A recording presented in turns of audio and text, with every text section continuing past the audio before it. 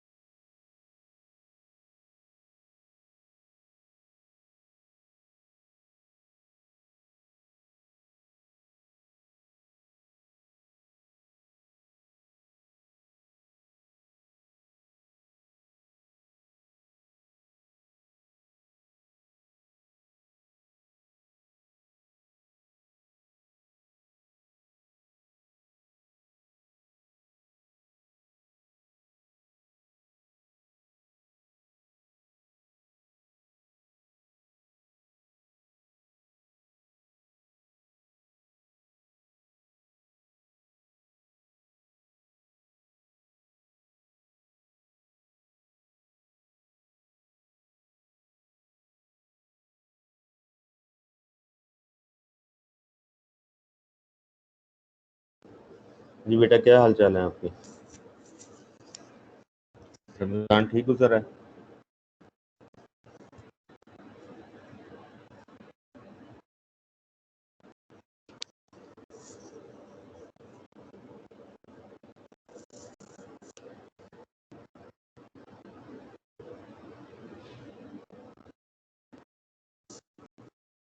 Is there anyone listening? Sohaib? जी sir. Okay, आपने feedback देते हैं ना, लेक्चर स्टार्ट करते हैं अभी से। जी सर। आज का हमारा टॉपिक है सप्लायर पार्टनरशिप। सप्लायर आपकी मेन ऑर्गेनाइजेशन में जो मेन प्रोडक्ट बन रही होती है, उसके लिए रॉ मटेरियल्स चाहिए होती है, वो आपको डिफरेंट सप्लायर सप्लाई करते हैं। आपकी फर्म वीविंग में अगर देखा जाए, फैब्रिक मैन्युफैक्चरिंग में, तो you have major supplier spinners. आपको यान प्रोवाइड किया जाता है, उस यान के सप्लायर्स के साथ आपने पार्टनरशिप करनी है। आज के टॉपिक में हम ये देखेंगे कि सप्लायर को किन बेसिस के ऊपर सिलेक्ट किया जाता है, फिर किस तरह से उनको सर्टिफाई किया जाता है, क्वालिटी चेक किस तरह से किए जाते हैं, और फिर लॉन्ग टर्म अगर उनके साथ हम पार्टनरशिप बनाना चाहते हैं तो वो किस तरह से बनाई जा सकती है। तो वन बाय वन हम इसको स्टडी करते हैं। Supplier partnership, contribution of raw materials cost in the total cost of the product Excuse is me, sir. 40 to 60%. जी सर, स्लाइड शो नहीं हो रही। स्लाइड शो नहीं हो रही? Let me do it once more.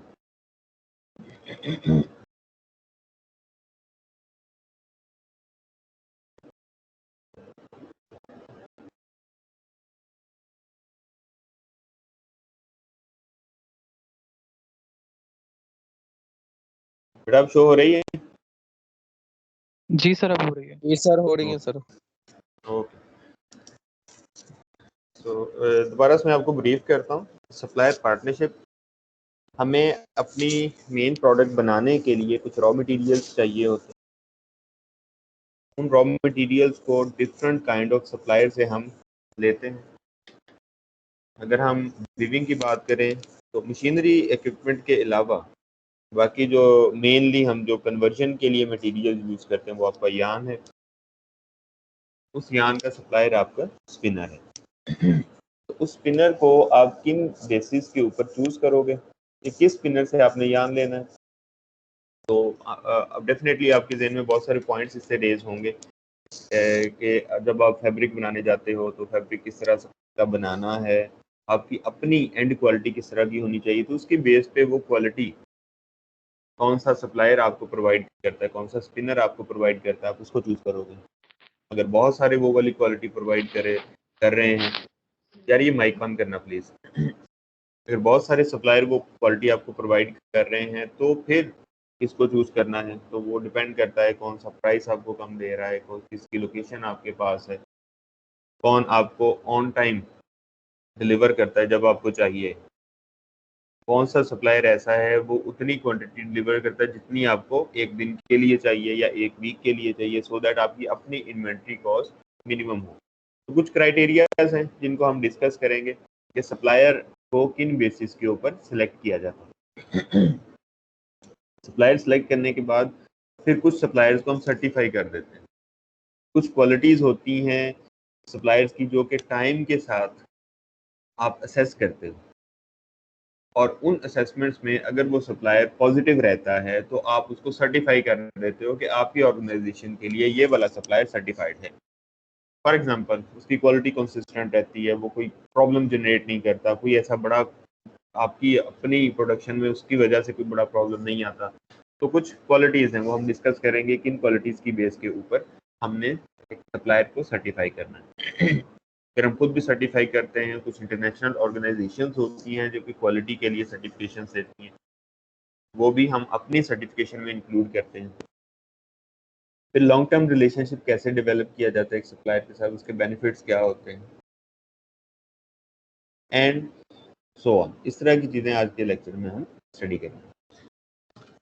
Contribution of raw materials cost in the total cost of the product is 40 to 60%। तो इससे हम अंदाज़ा कर सकते हैं कि जब 40 to 60% आपका रॉ मटेरियल कंट्रीब्यूट करता है प्रोडक्ट की प्राइस में, तो सप्लायर की सिलेक्शन कितनी इंपॉर्टेंट है।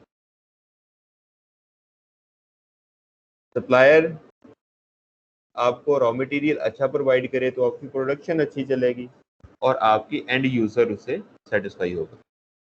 सपोज आपके पास यान ऐसा आता है जिसमें इम्परफेक्शन ज़्यादा हैं, उसमें थिन प्लेसेस ज़्यादा हैं, तो आपकी लूम के ऊपर उसकी ब्रेकेजेस ज़्यादा आएंगी, आपकी प्रोडक्शन इतनी स्मूथ नहीं चलेगी। इसी तरह से जब वो आप फैब्रिक बना के अपने कस्टमर को डिलीवर करोगे तो उसमें भी डिफेक्ट्स होंगे।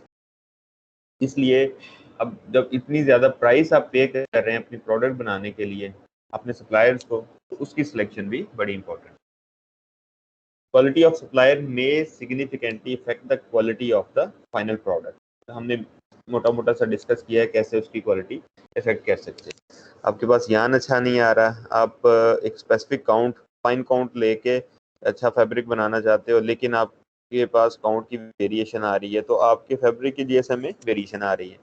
तो अगर उसमें आईपीआई ज़्यादा हैं, आपकी जो रिक्वायर्ड लिमिट है उससे ज़्यादा आ रहे हैं, तो आपकी प्रोडक्ट के अंदर डिफेक्ट ज़्यादा नजर आएंगे। इस तरह से आपकी अपनी प्रोडक्ट उससे खराब हो रही हो।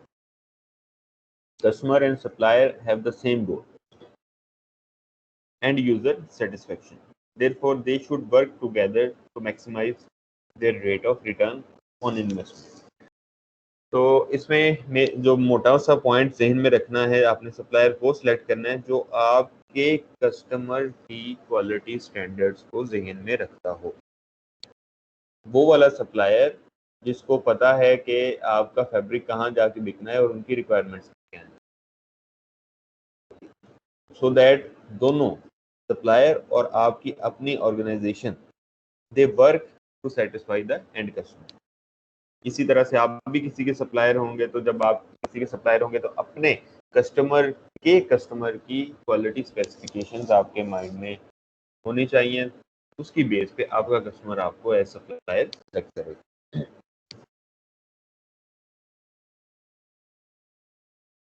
Before 1980, suppliers were chosen on the basis of price only. Lowest bidder. पहले क्राइटेरिया कुछ और था, अब बहुत ज़्यादा चेंज हो चुका है।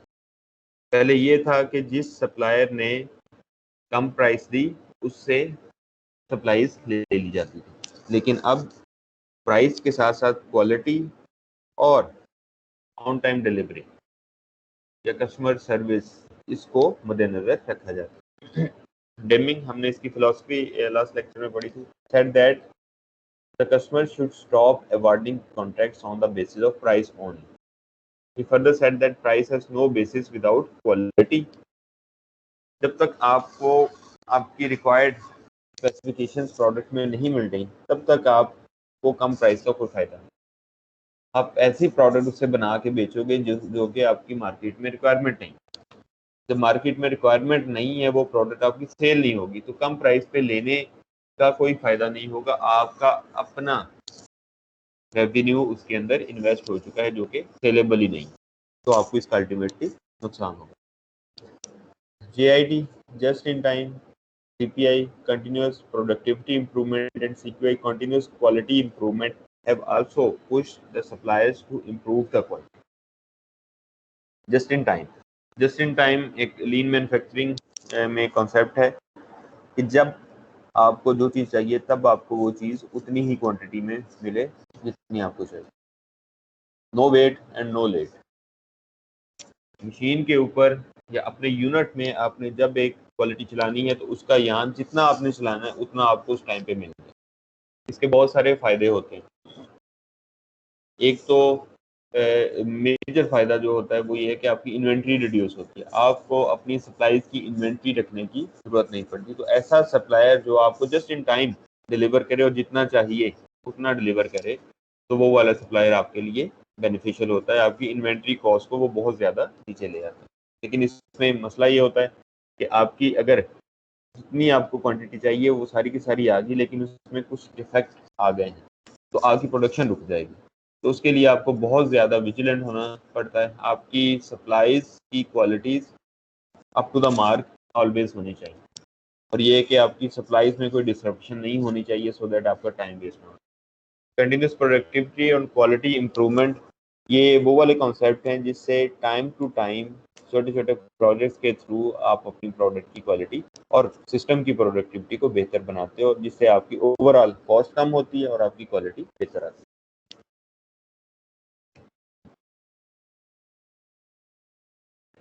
Dr. Ishikawa suggested 10 principles to ensure quality products and services, along with elimination of unsatisfactory conditions between supplier and customer. Supplier और कस्टमर का रिलेशनशिप किस तरह का होना चाहिए, उसके कुछ पॉइंट्स हैं। इसको बारी बारी हम डिस्कस करते हैं। बहुत सिंपल से जनरल से पॉइंट्स है, आपको अंडरस्टैंड आप कर लेंगे। Both customer and supplier are responsible for quality control. सबसे पहला ये है कि जो कस्टमर है और जो सप्लायर है, वीवर और स्पिनर, वो दोनों ही फाइनल फैब्रिक की क्वालिटी के रिस्पॉन्सिबल है। उन्होंने जो प्रोडक्ट बना के सप्लाई करनी है उसमें कोई प्रॉब्लम आती है तो उसके दोनों ही रिस्पॉन्सिबल होंगे। अगर फैब्रिक में कोई डिफेक्ट आता है तो वीवर उसको एवेल्युएट करेगा और स्पिनर उसके साथ मिलकर एवेल्युएट करेगा। वीवर को लगता है कि उसका अपना फॉल्ट है तो ही विल एकोमोडेट, लेकिन अगर वो यान की वजह से उसमें फॉल्ट आया है, फॉर एग्जांपल डाइंग में शेड वेरिएशन आ रही है, तो डेफिनेटली वो जो स्पिनिंग का रॉ मटेरियल है, कॉटन है या कोई और है, उसमें वेरिएशन की वजह से शेड वेरिएशन आ रही होगी, तो वो फिर स्पिनिंग के पास उसका जाएगा। तो दोनों ही रिस्पॉन्सिबल हैं क्वालिटी के लिए। Both are independent and should respect each others independence. दोनों अपना अपना काम इंडिपेंडेंटली कर रहे होते हैं। स्पिनिंग वाले अपना काम कर रहे होते हैं, वीविंग वाले अपना काम कर रहे होते हैं। वो दोनों एक दूसरे को इंटरफियर नहीं करते, इंडिपेंडेंट होते हैं अपनी अपनी मैनेजमेंट। लेकिन जब क्वालिटी का इशू आता है तो दोनों अपने अपने काम के रिस्पॉन्सिबल भी होते हैं। Customer has the responsibility to share clear and concise information about the requirement of the product. Customer और सप्लायर के रिलेशनशिप को अच्छा बनाने के लिए ये ज़रूरी है कि कस्टमर अपनी रिक्वायर्ड प्रोडक्ट की स्पेसिफिकेशंस बड़ा क्लियरली बताएं, कंसाइज तरीके में बताएं। यहाँ आपने परचेज करना है तो कुछ चीज़ें हैं जो कि वीवर बड़ा प्रिसाइसली स्पिनर को बताता है। कितना अकाउंट चाहिए, उसके आईपीएस कितने होने चाहिए, स्ट्रेंथ कितनी होनी चाहिए, हिडनेस लेवल क्या होना चाहिए, सो एंड सो फोर्थ। जो मेन ज्ञान के क्वालिटी पैरामीटर्स हैं वो क्लियरली वीवर उसको बताता है। ये नहीं कि उसको कहता है मुझे 20 का अकाउंट दे दो और बाकी मैं देख लूँगा बाद में। तो ऐसे करके श्योर नहीं होता, कल को आप क्वालिटी टेस्टिंग किस बेस पे कर रहे होंगे ये पता नहीं चलेगा, और ना ही स्पिनर को पता चलेगा कि क्वालिटी स्टैंडर्ड्स क्या हैं, किस हद तक क्वालिटी इस एग्जाम में हमने देनी।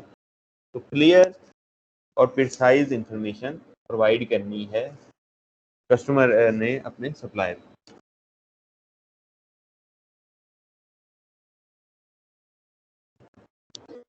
Both should enter into a non-adversarial contract with respect to quality, quantity, price, delivery and terms of payments. Non-adversarial contract क्या होता है? जिसमें दोनों पार्टी दूसरे को सपोर्ट कर रही होती है। जैसे हम एक कॉमन वर्ड सुनते हैं, विन विन सिचुएशन। दोनों एक दूसरे की जीत के लिए वर्क कर रहे होते हैं, दोनों ये सोच के काम कर रहे होते हैं कि मेरा और दूसरे पार्टनर का रेवेन्यू इंक्रीज करे। तो both should enter into non adversarial contract with respect to quality. दोनों एक दूसरे की क्वालिटी को एनहांस करने की कोशिश करें। क्वांटिटी जितनी रिक्वायर्ड है उतनी लेने और देने की कोशिश करें। प्राइस दोनों एक दूसरे को एक इस मार्जिन में रखें कि दोनों का ही प्रॉफिट आ रहा हो, दोनों ही अच्छा अर्न कर रहे हैं। डिलीवरी जब कस्टमर को चाहिए तब डिलीवर हो और सप्लायर उसके मुताबिक उसको रेडी करके दे रहा हो। इन टर्म्स ऑफ पेमेंट्स दोनों को जो feasible. Supplier is responsible for providing the quality that will satisfy the customer. Very simple. Supplier ने वो क्वालिटी जो कि कस्टमर को चाहिए वो प्रोवाइड करनी है। Both should decide the method to evaluate the quality. दोनों का इकट्ठा डिसीजन होना चाहिए कि क्वालिटी को वैल्यूएट कैसे करें। आईपीआईज हैं वो उस चेक के ऊपर जो रिपोर्ट आएगी उससे हमने चेक करना है, या कोई और हमारे पास इक्विपमेंट है तो उससे चेक करना है। ट्विस्ट है, हमें इतने टीपीआई चाहिए तो टीपीआई चेक किससे करना है। 2-3 तरह के मेथड्स हैं, हो सकता है उनमें वेरिएशन है, तो दोनों का एक पॉइंट पे एग्रीमेंट होना जरूरी है कि जब हम क्वालिटी चेक करने जाएंगे तो इस वाले मेथड से चेक करें। In the contract, establish a method by which they can reach a friendly settlement of any dispute. Quality के इश्यूज आएंगे जब लॉन्ग टर्म रिलेशनशिप होगा, बहुत सारी सप्लाईज प्रोवाइड की जाएंगी, कहीं ना कहीं कोई ना कोई प्रॉब्लम आते जाएंगे, कभी क्वालिटी का आ गया, कभी ऑन टाइम डिलीवरी नहीं हो रही, इस तरह के प्रॉब्लम्स आते जाएंगे। तो दोनों को पहले से ही ये चीज़ सेटल कर लेनी चाहिए कि कभी कोई डिस्प्यूट आया तो उसको सेटल कैसे करना। कमेटी फॉर्म करेंगे, 2 बंदे इधर के बैठेंगे, 2 उधर के बैठेंगे, तो इश्यूज को सामने लेके आएंगे, उसको डिस्कस करेंगे, फिर उसका रूट कॉज निकाल के उसको रेक्टिफाई किया जाएगा। तो इस तरह से पहले से एक बना लें कि किस तरह से कोई डिस्प्यूट आएगा तो उसको सेटल करें। Both should continually exchange information to improve the quality. Supplier और कस्टमर दोनों अपनी अपनी इंफॉर्मेशन बताएं। कस्टमर ने मेनली बतानी होती है इसकी क्वालिटी रिक्वायरमेंट्स क्या हैं, सप्लायर ने बताना होता है कि मेरी प्रोडक्शन की कैपेसिटी क्या है, मेरी क्वालिटी की कैपेसिटी क्या है।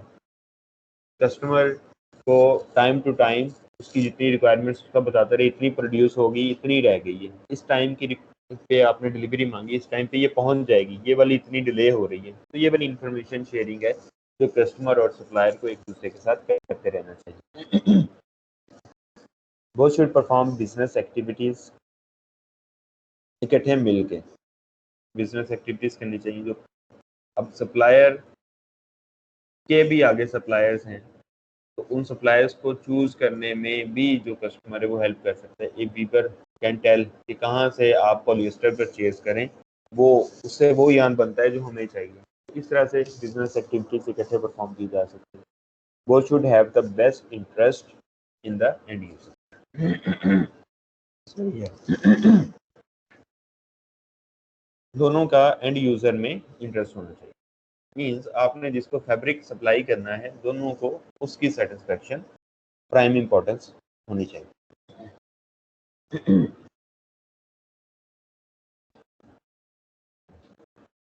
पार्टनरिंग, बेटा एक मिनट।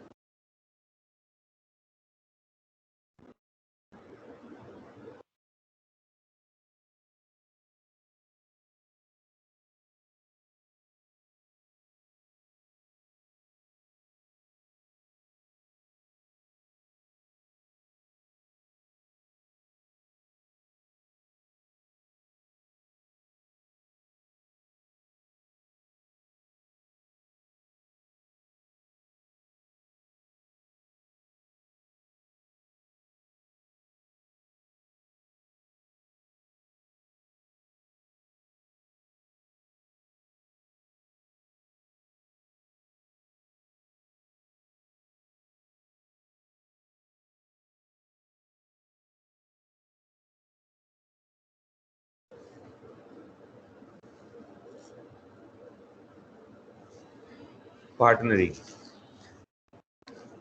आप अपने सप्लायर के साथ एक पार्टनर रिलेशनशिप डेवलप करते हो लॉन्ग टर्म, उसको पार्टनरिंग कहा जाता है।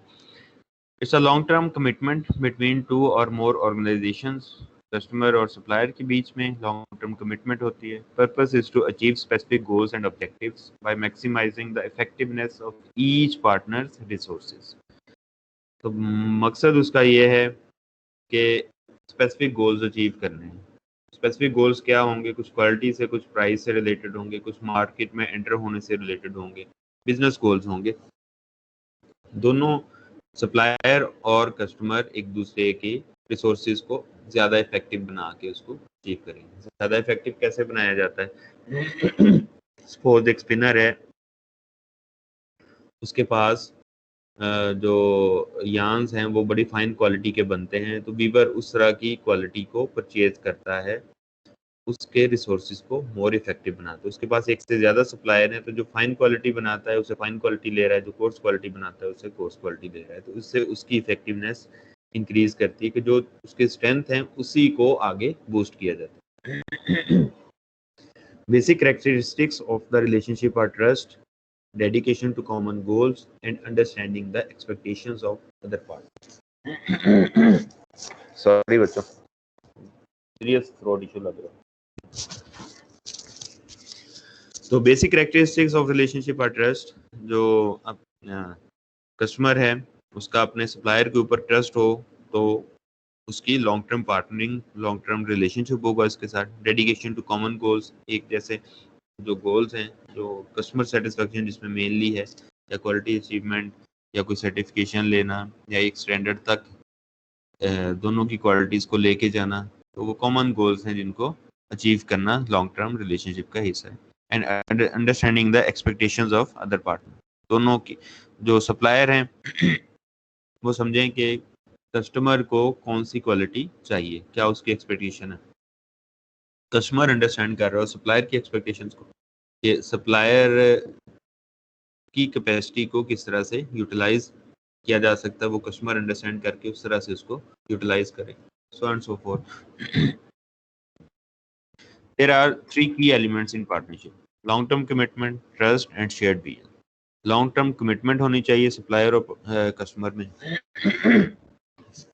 आपस में ट्रस्ट होना चाहिए, और दोनों एक दूसरे के साथ अपने विजन को शेयर करें, सो दैट दोनों एक दूसरे को अंडरस्टैंड कर सकें, उससे ट्रस्ट डेवलप होगा और लॉन्ग टर्म कमिटमेंट होगी। उसको हम स्टडी करते हैं डिटेल से। लॉन्ग टर्म कमिटमेंट के फायदे क्या? बेनिफिट्स और नॉट अचीव्ड क्विकली। जब आप एक सप्लायर के साथ लॉन्ग टर्म रिलेशनशिप बनाने जाते हो तो आपको ये चीज़ जहन में रखनी चाहिए कि एकदम से लॉन्ग टर्म रिलेशन डेवलप नहीं होता, पहले दिन से ही उसके बेनिफिट्स आपको शो होने शुरू नहीं होते, उसके लिए टाइम लगता है, एक स्लो प्रोसेस है। वक्त के साथ साथ आप अपने सप्लायर को अपना विजन शेयर करते हो, अपने ऑब्जेक्टिव्स बनाते हो, अपने कस्टमर्स की भी उनको इंफॉर्मेशन देते हो, तो आहिस्ता आहिस्ता उसके उसकी मैनेजमेंट को और फिर उसके जो प्रोडक्शन फ्लोर्स हैं वहाँ तक ये सारी इंफॉर्मेशन जाती है कि इसके कस्टमर की ये रिक्वायरमेंट्स होती हैं, तो इस कस्टमर को ऐसे ही चलाना है। तो ऐसा ऐसा वक्त के साथ साथ ये वाला डेवलप होता है लॉन्ग टर्म कमिटमेंट। तो उसके बेनिफिट्स भी टाइम के साथ स्लोली आते हैं। Problems need time. एक दो बार प्रॉब्लम्स आई, उनको बैठ के सॉल्व किया गया, तो फिर अंडरस्टैंडिंग एक दूसरे के साथ शेयर हो जाती है, अपने सारे एम्प्लॉयज़ के साथ इंफॉर्मेशन शेयर हो जाती है कि इस तरह के प्रॉब्लम्स ये वाला कस्टमर टॉलरेट नहीं करता, तो फिर नेक्स्ट टाइम उनको अवॉइड करने की कोशिश की जाती है। समटाइम्स होता है कि किसी कस्टमर के साथ एक कुछ जो क्वालिटी इश्यूज हैं उनकी इतनी प्रॉब्लम्स नहीं होती, लेकिन दूसरों के साथ उसकी बहुत ज़्यादा होती है, तो उसको फिर कह लें कि वक्त के साथ साथ उसकी अंडरस्टैंडिंग सारी मैनेजमेंट को, सारे लेबर को या प्रोडक्शन फ्लोर्स के ऊपर हो जाती है, तो उसके लिए जो ऑर्डर है वो उसी तरह से चलाया जाता है। Process need constant improvement. Time लगता है प्रोसेस को इम्प्रूव करने के लिए। एक क्वालिटी अचीव नहीं हो रही, वक्त के साथ साथ जो कस्टमर है वो अपनी इंफॉर्मेशन देता रहता है कि इसमें ये प्रॉब्लम्स हैं, अभी थोड़ा और इम्प्रूव करो, तो वक्त के साथ साथ वो प्रोसेस को इम्प्रूव करते रहते हैं और उस क्वालिटी स्टैंडर्ड तक पहुंच जाते हैं। Each partner contributes with its unique strengths. तो दोनों पार्टनर, दो हों या ज़्यादा पार्टनर्स हों, उनकी यूनिक स्ट्रेंथ्स होती हैं, वो उन स्ट्रेंथ के थ्रू वहाँ पे कंट्रीब्यूट कर रहा होता है। जैसे कि एक वीवर की स्ट्रेंथ, उसके पास कुछ स्पेसिफिक टेक्नोलॉजी है, वो उसके ऊपर यान को चला सकता है। एक स्पिनर है, उसके पास स्ट्रेंथ है कि वो उसको जो रिक्वायर्ड क्वालिटी का यान है वो प्रोवाइड कर सकता है, कॉम यान प्रोवाइड कर सकता है, या कह लें कि उसके पास कुछ ऐसे मटेरियल्स हैं जो दूसरे प्रोवाइड नहीं करते, वो उस अपने कस्टमर को प्रोवाइड कर सकता है, जिसको वो यूज़ करते हुए उसके साथ अपनी लॉन्ग टर्म कमिटमेंट बनाता है। Investment in new equipments may be required if the strengths are insufficient. हो सकता है कस्टमर को जो चीज़ चाहिए वो सप्लायर सप्लाई नहीं कर सकता, उसके लिए उसको नई टेक्नोलॉजी रिक्वायर्ड होती है। जब लॉन्ग टर्म कमिटमेंट उसके साथ हो गई है, तो वो फिर उस वाले इक्विपमेंट को भी बाई कर लेगा कि इस कस्टमर को मैंने लॉन्ग टर्म सप्लाई करना है, तो मैं इसमें इन्वेस्ट कर सकता हूँ। Without long term commitment supplier will not invest in new equipment. Definitely जब लॉन्ग टर्म का नहीं पता होगा, एक कह ले कि डिफरेंट क्वालिटी या डिफरेंट मटेरियल का यान बनाना है, या उसके लिए उसने एक डिफरेंट लाइन ही लगा देनी है, तो उसकी इन्वेस्टमेंट काफ़ी होगी। तो उस काफ़ी इन्वेस्टमेंट को वो तब भी करेगा जब उसका कस्टमर लॉन्ग टर्म के लिए उसके साथ कमिटेड होगा, उसी से बाय करेगा। ट्रस्ट दोनों पार्टनर्स में डेवलप होना ज़रूरी है। जब आप लॉन्ग टर्म कमिटमेंट के लिए जाते हो तो दोनों का आपस में ट्रस्ट होना ज़रूरी होता है। This is non adversarial relationship, means दोनों एक दूसरे की जीत के लिए काम कर रहे होते हैं, विन विन सिचुएशन क्रिएट करते हैं एक दूसरे के लिए। इंफॉर्मेशन शेयरिंग, एक दूसरे को अपनी टेक्नोलॉजिकल इंफॉर्मेशन देते हैं। अपनी सप्लायर अपनी कैपेसिटी बताता है, प्रोडक्शन कैपेसिटी, अपने मटेरियल्स की कैपेसिटी बताता है, या क्वालिटी की कैपेसिटी कि मैं इतनी क्वालिटी प्रोवाइड कर सकता हूँ। अपने कह लें कि जो जितनी भी प्रोडक्शन इंफॉर्मेशन है, सप्लाईज इंफॉर्मेशन है, वो प्रोवाइड कर रहा होता है, जिसपे उसको कोई प्रॉब्लम नहीं होती कि उसकी इंफॉर्मेशन किसी गलत पर्पस के लिए यूज होगी। तो इस तरह से वो उनका आपस में ट्रस्ट हो, तो वो इंफॉर्मेशन एक दूसरे के साथ शेयर करते हैं। रिसोर्सेज में आल्सो भी शेयर्ड। जब बहुत ज़्यादा ट्रस्ट दो पार्टनर्स का होता है तो एक दूसरे के साथ अपने रिसोर्सेज भी शेयर करते हैं। शेयर्ड विजन, कस्टमर अपना विजन, अपने गोल्स, अपने ऑब्जेक्टिव जो वो अचीव करना चाहता है वो सप्लायर को बताता है, तो उससे सप्लायर के लिए भी आसानी होती है उस तरह की प्रोडक्ट सप्लाई करने में। कॉमन गोल दोनों का is to satisfy the final customer. It is not necessary to have all the goals common. A few of them may be common, others may be different. एक जो supplier वो सिर्फ एक ही customer को materials provide नहीं कर रहा होता, वो एक से ज़्यादा को प्रोवाइड कर रहा होता है। तो कुछ जो अपने लॉन्ग टर्म रिलेशन जिस कस्टमर के साथ उसका डेवलप है, कुछ कॉमन गोल्स उसके साथ होंगे, बाकी कुछ गोल्स उसके दूसरे कस्टमर्स के साथ भी हो सकते हैं। Common goals ensure the common direction and consolidated efforts. एक डायरेक्शन होगी तो एक जैसी एफर्ट्स होंगी, दोनों मिलके एक दूसरे की ऑब्जेक्टिव्स को अचीव करने की कोशिश कर रहे होंगे। सोर्सिंग, जब आप सोर्सिंग करने जाते हो तो उसकी 3 टाइप्स होती हैं, sole source, single source and multiple source. Sole means अकलौता, एक ही। बहुत सारी रीजंस हो सकती हैं कि एक कंपनी का एक ही सप्लायर हो, उसके पास अवेलेबिलिटी ही ना हो किसी और सप्लायर की। कुछ टेक्नोलॉजिकल रीजंस हो सकती हैं कि एक पूरे पाकिस्तान के अंदर एक ही स्पिनिंग यूनिट है जो कि जिसके पास ये वाली टेक्नोलॉजी है जो रिक्वायर्ड यार्न बना सकती है, या मटेरियल उनके पास ये है, या कह लें कि बहुत सारी और डेमोग्राफिक रीजंस हो सकती हैं जिसकी बेस के ऊपर आपके पास एक ही सोर्स हो। सिंगल सोर्स, सोल और सिंगल में एक डिफरेंस है। सिंगल मींस कि आपके पास बहुत सारे सोर्सेज अवेलेबल हैं लेकिन आप चूज एक को ही करते हो, तो वो based on their commitment to your vision, based on their price और क्वालिटी और ऑन टाइम डिलीवरी, जो उनकी क्वालिटी स्पेसिफिकेशंस हैं वो उसकी अच्छी है तो आप उसको चूज करते हो, आप उसके साथ लॉन्ग टर्म रिलेशनशिप डेवलप कर लेते हो, तो वो आपका सिंगल सोर्स होता है। मल्टीपल सोर्स, एक से ज्यादा, 2 या 3 या उससे भी ज्यादा सोर्सेज सप्लायर्स को आप सिलेक्ट करते हो, आप उनको डिवाइडेड पोर्शन ऑफ सप्लाईज देते हो कि आपने इतना सप्लाई करना है, आपने इतना सप्लाई करना है। आमतौर पे कहते हैं 3 सप्लायर किसी भी एक मटेरियल के लिए बेस्ट होते हैं, किसी भी एक क्वालिटी के लिए 3 सप्लायर्स को सिलेक्ट किया जाए तो वो बेस्ट चॉइस होती है।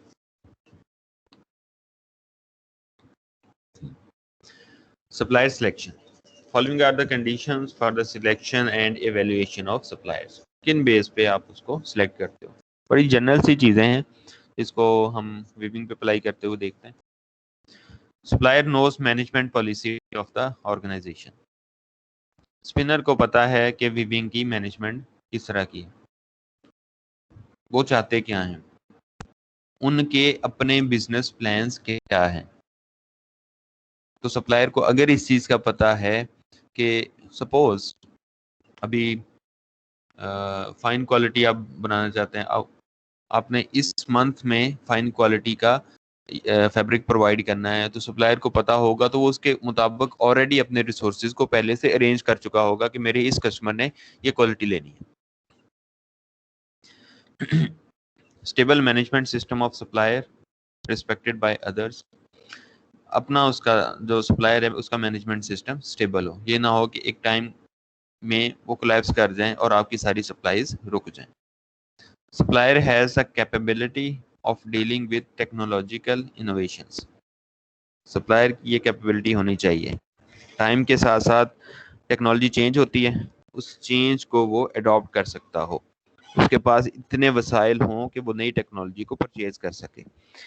वीवर को अगर किसी ऐसे फैब्रिक की रिक्वायरमेंट आती है जिसका यान एक नई टेक्नोलॉजी ही बना सकती है, तो वीवर को वो वाला यान चाहिए, तो सप्लायर के पास वो कैपेबिलिटी होनी चाहिए, इतने वसाइल होने चाहिए कि वो नई टेक्नोलॉजी को अडॉप्ट कर सके। Supplier can supply material meeting quality specifications. वो मटेरियल वो प्रोवाइड कर सकता है जो कि आपकी क्वालिटी स्पेसिफिकेशंस से मैच करते हैं। Supplier has capability to meet the amount of production. Quality जो चाहिए आपको वो प्रोवाइड करता है और जितनी प्रोडक्शन आपको चाहिए वो उस टाइम पे प्रोवाइड भी करता है। There is no danger of supply breaching corporate secrets.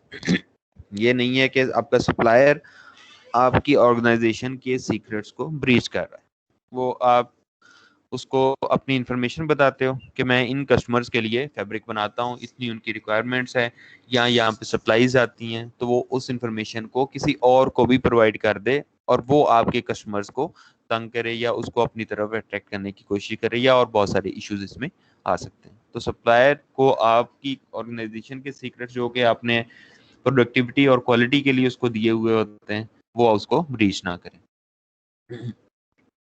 Supplier is easily accessible in terms of transport and communication. बड़ी कॉमन चीज़ है, आप उनके साथ फ्रीक्वेंट कम्युनिकेशन कर सको, आप जब चाहो आपको इंफॉर्मेशन उनसे मिल सके और ट्रांसपोर्टेशन वहाँ तक इजी हो। ये ना हो कि वो प्रोडक्शन अच्छी कर रहे हो, क्वालिटी अच्छी देता है, लेकिन ट्रांसपोर्टेशन की वजह से डिलीवरी ऑन टाइम नहीं हो पाती, तो ये चीज़ें भी देखनी होती हैं। The supplier is sincere in implementing the contract provisions. कि जो कॉन्ट्रैक्ट दोनों के आपस में हुए हैं, सप्लायर के और कस्टमर के, तो सप्लायर कि उसके साथ कमिटमेंट है, वो सिंसियर है उसको इम्प्लीमेंट करने के लिए। The supplier has an effective quality system and improvement programme. उसका अपना क्वालिटी सिस्टम है, यान वो आपको चेक करके प्रोवाइड करता है, और अगर उसमें कोई डिफेक्ट्स आ रहे हो तो वो उसमें इम्प्रूवमेंट भी लेके आता है। तो उसके पास ये सारी प्रोविजंस हैं, उसके पास ऑलरेडी ये चीज़ें मौजूद हैं। The supplier has a track record of customer satisfaction and organisation credibility. उसका ट्रैक रिकॉर्ड अच्छा है, उसने पहले ही बहुत सारे अच्छे कस्टमर्स को यान प्रोवाइड किया है, and you know that supplier better, तो आप उससे लॉन्ग टर्म कमिटमेंट के लिए रेडी हो। These conditions go beyond evaluating a supplier on the basis of quality, price and delivery. तो ये तीन मेन चीज़ें हैं सप्लायर को सिलेक्ट करने के लिए, quality, price and on time delivery. बाकी सारी चीज़ें उसके साथ एफिलेटेड है। सप्लायर सर्टिफिकेशन, आपने सप्लायर चूज कर लिया, अब उसको अपना सर्टिफाइड सप्लायर बनाते हो। तो कब आप उसको सर्टिफाइड सप्लायर बनाओगे? आप अपनी ऑर्गेनाइजेशन की लिस्ट में उनको शामिल कर देते हो, ये हमारा पक्का सप्लायर हो गया। ASQC, American society of quality, ASQ, ये C नहीं है इसमें, American society of quality has developed the following certification criteria. Number 1, customer and supplier shall have agreed on specifications which are mutually developed, justifiable and not ambiguous।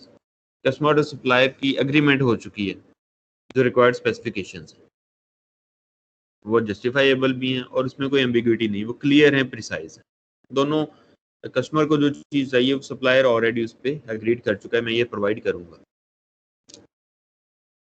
Supplier shall have no product related lot rejection for a significant period of time. Suppose आप कहते हो कि 1 साल तक के लिए उसका product में कोई इशू नहीं आया, कोई प्रोडक्ट की लॉट उसकी आपने रिजेक्ट नहीं की, कंसिस्टेंट क्वालिटी आपको मिली है, तो ये वन ऑफ द क्राइटेरिया उसकी सर्टिफिकेशन का। Supplier shall have no non product related rejection for a stated period of time. एक खास पीरियड ऑफ टाइम के लिए नॉन प्रोडक्ट रिलेटेड रिजेक्शन नहीं आई। सपोज उसने कोई धोखेबाजी नहीं की, लिखत पढ़त में कोई ऊंच नीच नहीं की, कोई कह लें कि आपको इंफॉर्मेशन आपकी कोई ब्रीच नहीं की, तो ये नॉन प्रोडक्ट रिलेटेड इश्यूज हैं। तो ये इस तरह के भी कोई इशू एक स्पेसिफिक पीरियड ऑफ टाइम के लिए नहीं है। सपोज 1 साल के लिए नहीं, आप क्राइटेरिया फिक्स कर लेते हो, तो he is eligible for the certification.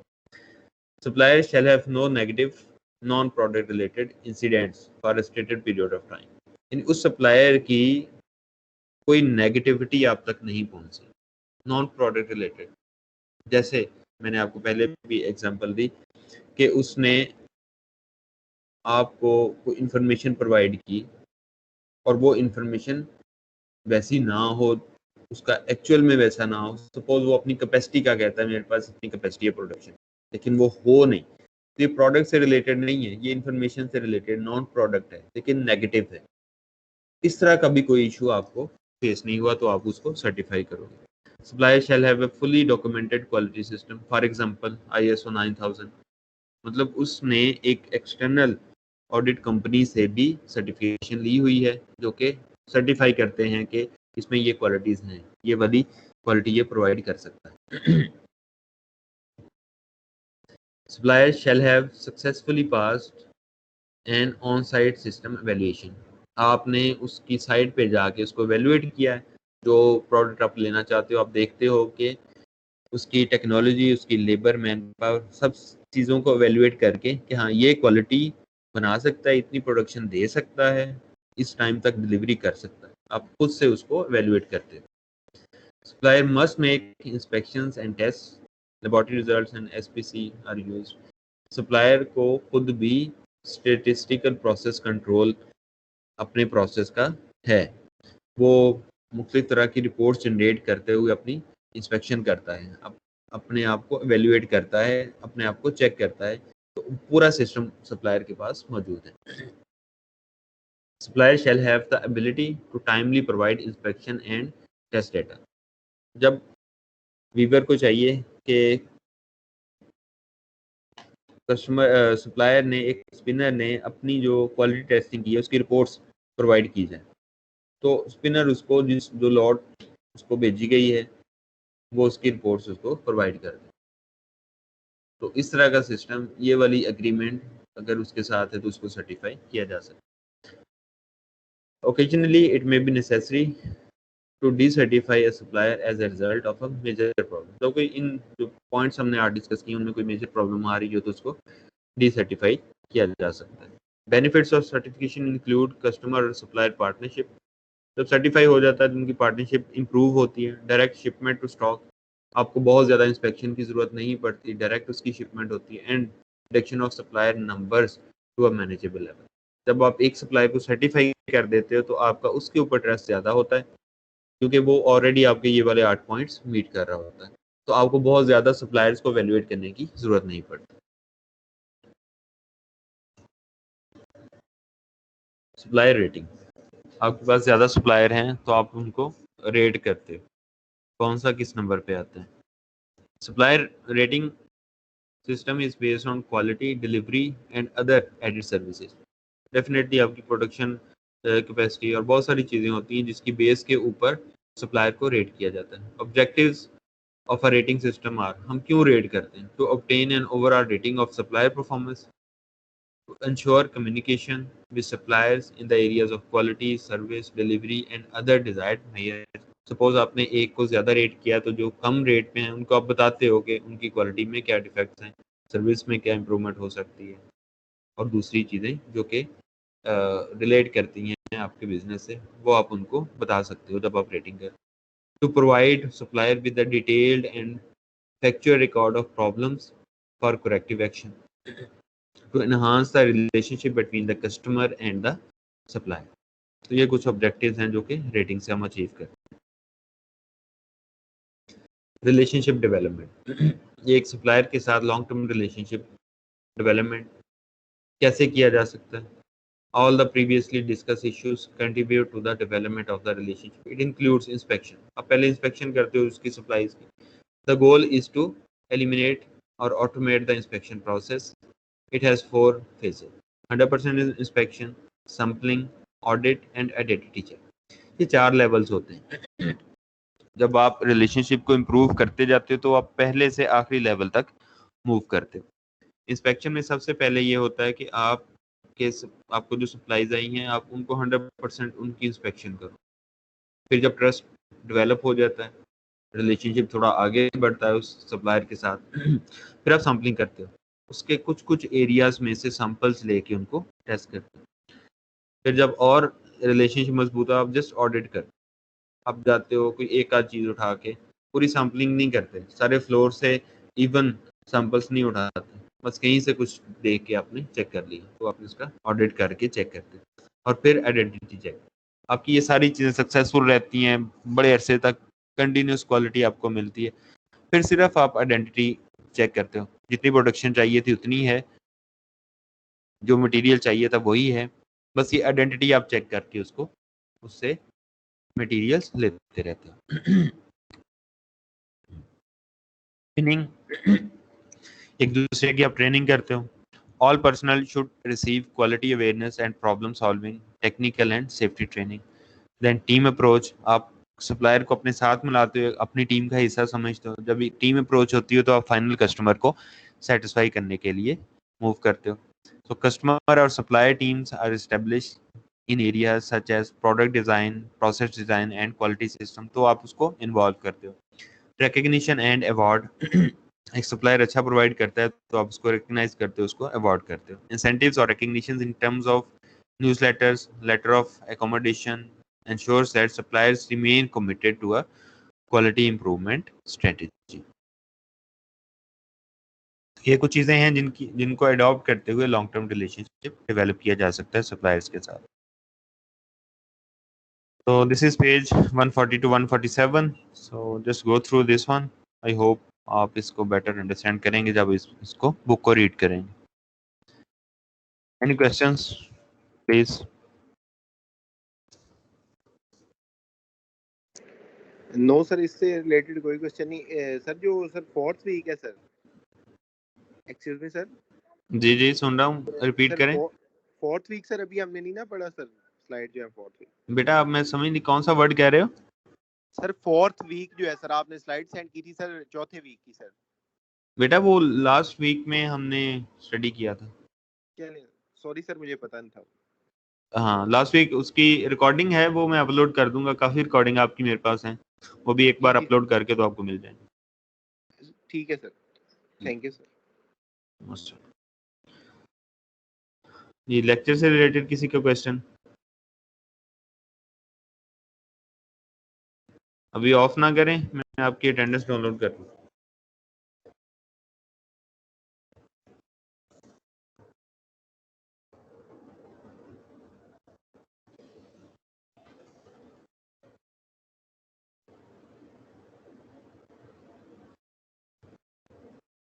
ठीक है बेटा, अपना ख्याल रखें। अल्लाह हाफिज। अस्सलाम वालेकुम सर। वालेकुम सलाम। जी क्वेश्चन है बेटा कोई? No sir. ओके बेटा, अल्लाह अल्लाह हाफिज। हाफिज।